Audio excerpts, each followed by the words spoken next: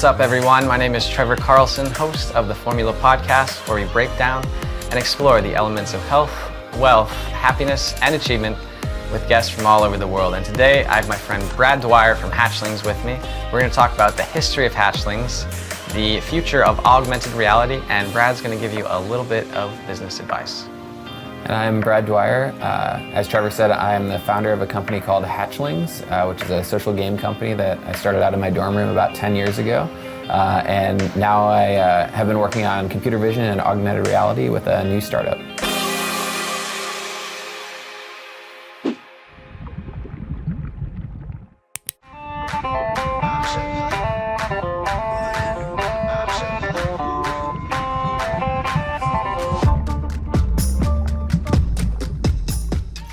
The Formula Podcast wouldn't be possible without some pretty awesome sponsors that are willing to support the show. So the first sponsor has been with us for quite some time. That's Lady Boss. They provide women's workouts and health supplements to help women live healthier lives. Now, if you're interested in checking out any of their workouts or their supplements, go ahead and head to theformulapodcast.com and check out our sponsored products page. Now, our second sponsor just got started with us here recently. That's Liquid Web. Now, if you've listened to any of our episodes with like Adrian or Ketsu or anybody that's doing any type of drop shipping or e-commerce, Liquid Web has some e-commerce solutions to help you get a store up and running ASAP. And they were willing to actually give 33% off to people who listen to the Formula Podcast. So when you go to liquidweb.com and check out their products, make sure and type in Formula 33 when you check out to get 33% off. Big thanks to them for hooking us up and keeping this show rolling. That's all from our sponsors. Now, let's do this thing. Brad, thanks for taking the time to chat with me today. So you've been running Hatchlings for quite a while now, right? Yeah, we celebrated our 10th birthday in February. Yeah. Flew the team out to Las Vegas for our birthday party. Oh my Met some God. users. It was cool. That sounds like a hell of a good time. Yeah. We'll talk about that after the show's over. So walk me through how you became like the business person you are today with a 10-year-old company and one of the more popular Facebook games out there today. Probably the genesis of like the business side of things was I was in junior high and I wanted to make a website for like a video game that I was playing. And so I kind of just screwed around in Flash and made a website. And then one of the guys that I was playing with was like, hey, I have like a shutter company in Arizona. Could you make my company a website? And I was like, yeah, I think I could do that. I had no idea how to do that, but I figured, I'll figure it out. I was in 8th grade and like, I don't know, I had pirated all the software that I'd probably need to do that. Yeah. And so, I made that guy a website and then word kind of spread that I was this like young kid that knew how to do computer stuff. And so then all these older people started asking me to do stuff. And I got involved in a forum online. It was called Karupa Forum of all these like designers and like web developers, mostly centered around like the Flash community, but also HTML and web technology. And I had a couple of mentors on there that thought it was kind of funny that I was this like junior high age kid that was like posting with all these adults. And they kind of took me under their wing and taught me some other programming stuff that I would need every time I'd run into a problem. And it got to the point where in high school I started my own web design company. Yeah. And I had some of these guys that I'd met from online who had too many clients for them to service. And so they would basically subcontract that out to me. They were probably collecting $200 an hour from whatever client and then subcontracting it to this like freshman in high school. And the clients had no idea. And I ended up working for indirectly for companies like PAX TV and Charles Schwab. I kind of feel bad for whoever used the online mortgage calculator made by the freshman in high school. Oh my God. But those are the types of projects that I was just kind of charging hourly for and continuing to learn and build my skill set. Are they still using that mortgage calculator? I don't know. I don't think so. I think Flash has kind of been deprecated. Right. So you've been building products for Fortune 500 companies as a freshman in high school, mortgage calculators, whatever. So what happened after that? So I found out about this thing called Google AdSense, and I had my parents sign up for an account for me because I wasn't old enough to create my own account, and started creating like my own websites. I thought it was so cool that like I could have a website out there that was like my own like personal servant that like was making me money even while I wasn't working on it. So like I would every morning before I would go to school, I'd sign on and be like, yes, I made 14 cents while I was sleeping. It was the coolest thing ever because I didn't do anything. Like it was just like passive income. And so I got interested in like trying to build that. And so I went from like 14 cents a day to like 50 cents a day to like $12 a day to, you know, by the end of high school, I was making like a decent amount of money, probably like maybe $100 a day or maybe a little bit less than that at that time. And I had like a couple of websites that were actually pretty popular. So I had a site called pspprogramming.com, which the old PlayStation Portable, there was like a homebrew community around it. And I created a web forum where those people could like come together. And that was actually, I was teaching myself how to do like C programming through like hacking the PSP and like just created a community around that. And there were several thousand people that were all in this web forum that were talking about that. So that was getting like traffic and making money, and that was like really cool. And so I think it was about that time. So about the time I graduated from high school and went to college, that I was starting to think about like, how do I turn this into something that like it can just like sit there and make money, and I can go do whatever I want and just like have this passive income stream.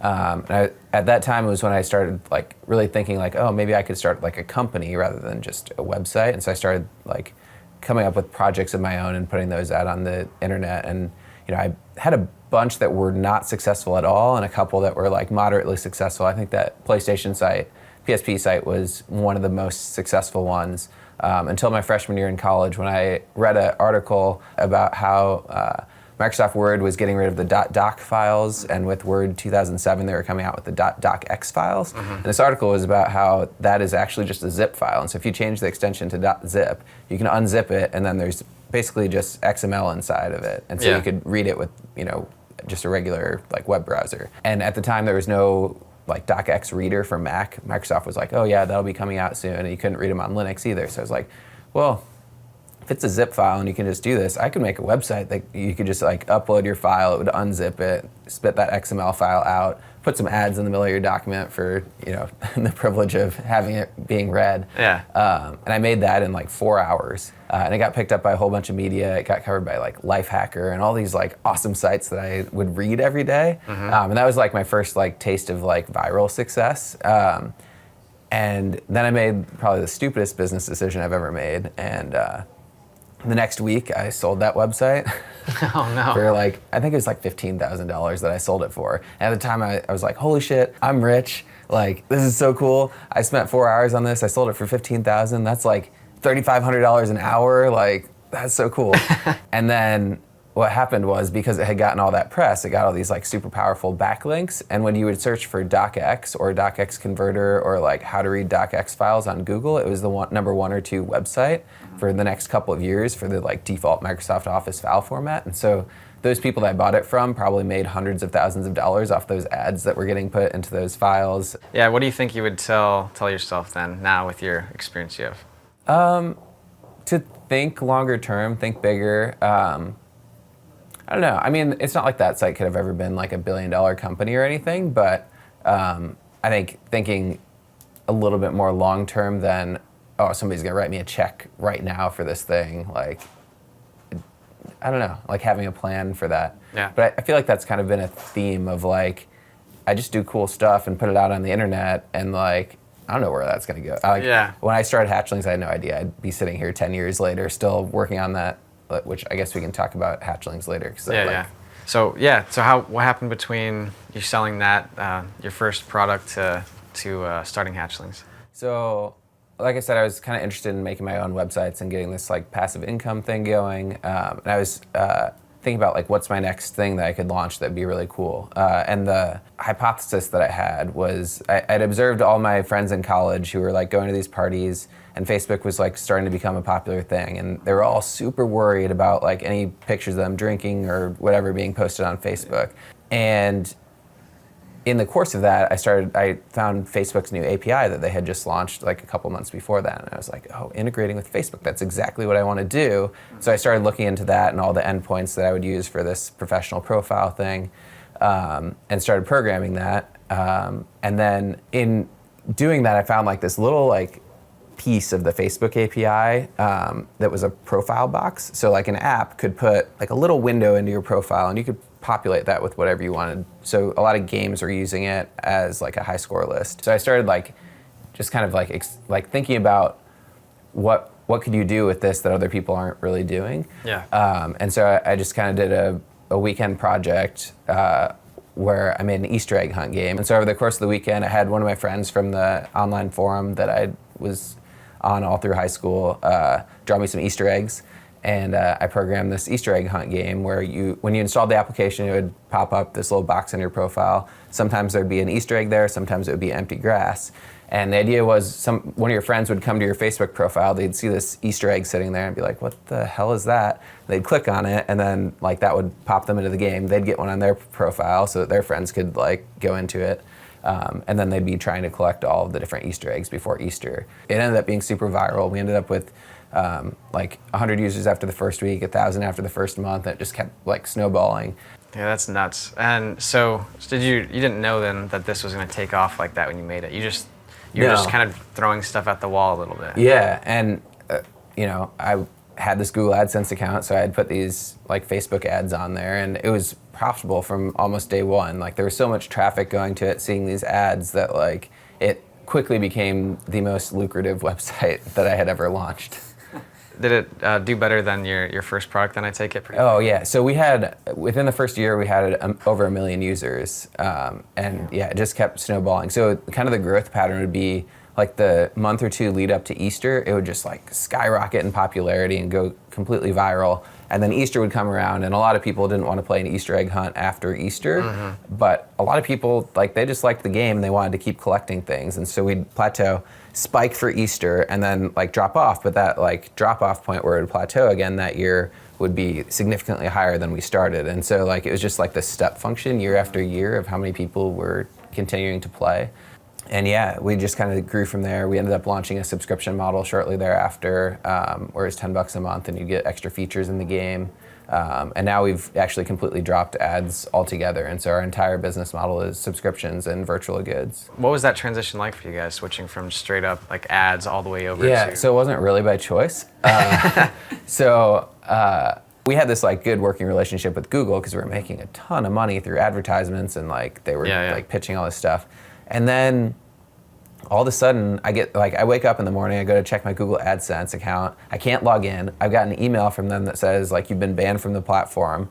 And I try and contact my person, and she like won't even reply to my emails. And like to this day, they have never said like why we're banned. Like I still don't know. And the closest they would tell me was our algorithms have detected that like this is not a website that is good for our advertisers, and that you pose a risk of violating our terms of service or something. So like they didn't even accuse it, like they wouldn't even tell me what I'm supposed to be defending myself like of doing.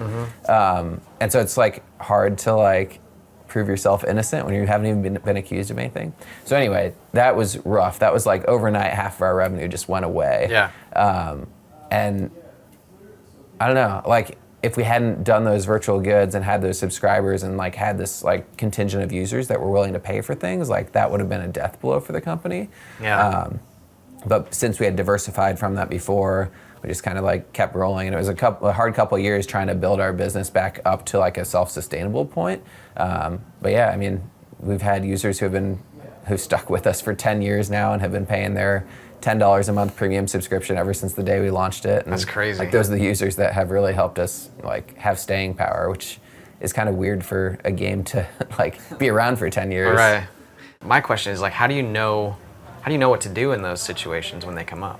Like you got to make a decision one way or another. Like it's oftentimes like there's not a clear right decision, and the only wrong decision is to like just freeze and do nothing, right? Like people don't oftentimes understand that choosing to do nothing is oftentimes a valid decision, and it's the default, right? Like, I don't know, like that's one of the things we struggle with too, is like sometimes doing nothing is the right decision. You can't do everything. And yeah. So you kind of went through that transition from ads to subscriptions. Walk me through, what was that, year 3, year 5, something like that? Yeah, somewhere in there. Yeah, so year 5 to year 10, what happened there? Yeah, so the early years of Hatchlings, like I was like, this needs to be like my thing, like while it's hot, because it's not going to be a thing forever. And so I ended up like dropping out of school so I could focus on Hatchlings. and then started like hiring some people and trying to like make sure that our servers weren't crashing, because that was still like, that was something that plagued us for the first several years. Was we had so many users, and like nobody around me had ever dealt with like trying to scale up a web service to like having tons of users. So fortunately, our hosting company had like some consulting time that you could buy, and they taught me like what a load balancer is and like how you get beyond just like a single server, how you split out a database from like a web tier server, and that was super helpful. But anyway, after like year 3, 4, 5, somewhere in that range, after I dropped out of school, and like it became clear that like this wasn't just going to go poof completely overnight, and like people were really going to play this thing for like a long time. Started thinking about like, well, how do I grow this into a company and beyond just a single game? And so started trying to hire out a team that could help work on like developing the next iteration of Hatchlings, which we launched as Hatchlings 2, and developing other games. And it had become pretty clear that mobile was going to be like a new platform, and trying to diversify off of Facebook and get onto mobile and like create more of a foundation than just like a single product. So going from a product to a company, basically. Yeah. And you made that transition, and where are you at now? Yeah, so that first time that I tried to do that didn't really work. I'm not surprised for some reason. Yeah, so we ended up, we went from, well, in the very early days, the first people I hired my mom full-time to like help with support. And it's like, really cool, by the way. Yeah, that's awesome. I mean, it was kind of like just by default, like she had been helping me with a lot of stuff anyway, and so like hiring her and like paying her so that she could spend more time on that just made a lot of sense. I hired my sister to do customer support too. She was still in high school and needed a like part-time job, and hired some friends around me to like do some customer support and those sorts of things. But when I say like at the time period where I was trying to like turn this into a company and start trying to expand things, then it was a matter of like going out and hiring a designer and developers and like actual like people around the core product, like not just maintenance of the existing product, but how do we expand. It turned out that there was no correlation between hiring new people and making more revenue, and so we ended up like going from being this like super profitable company to the point where like we were losing money, and I don't know, that was like a weird position to be in. Like all of a sudden this like passive income thing had not only turned into like this company where people are like on payroll and like you have responsibilities, but also like not even was it not passive income, like it wasn't even like active income, it was like actively losing money. Like we were spending more time and effort on it and it was losing money. Yeah. So anyway, we ended up going through a contraction. We had to let some people go, and some people left kind of on their own for other endeavors. And for a while there, it was just 3 or 4 of us again. And yeah, working on building it back to like a core stable base, figuring out like, okay, why are people actually playing? Like, why was our first game and second game so successful, Hatchlings and Hatchlings 2, but like these other games that we were launching, we couldn't get any traction with them. And so trying to really understand like what makes Hatchlings special, why people played that game for 10 years, and like how can we leverage our strengths to like expand in a like strategic way rather than just, you know, throwing a bunch of money into things and seeing like randomly if something's going to work. Mm-hmm. So how did you guys bounce back from that kind of scale down or whatever you want to call it? Doubling down on the core Hatchling side of things seemed to really work well. It's like kind of like a stable company at this point, or a stable product at this point, where we can grow at like 30% year over year, which has been great, and like that provides a solid foundation where then we can like take some of the profits from that and funnel them into new things. Well, ladies and gentlemen, that is a wrap for this show. Thank you for tuning in. I'm your host, Trevor Carlson, and I appreciate you taking the time to stop by, and whether it's viewing our episodes or listening to our podcast or reading our blog posts, all of you guys really help keep the show going. So I much appreciate your time and attention, and hopefully we provided a little bit of value for you. Now, if you're interested and you think you might enjoy getting some blog posts, emails, other podcasts, guides, any of that sort of thing sent to your inbox every week, go ahead and head over to theformulapodcast.com and sign up for our email list today. That's a wrap for this week's show. Thanks again, everyone, for stopping by, and I look forward to you tuning in next time.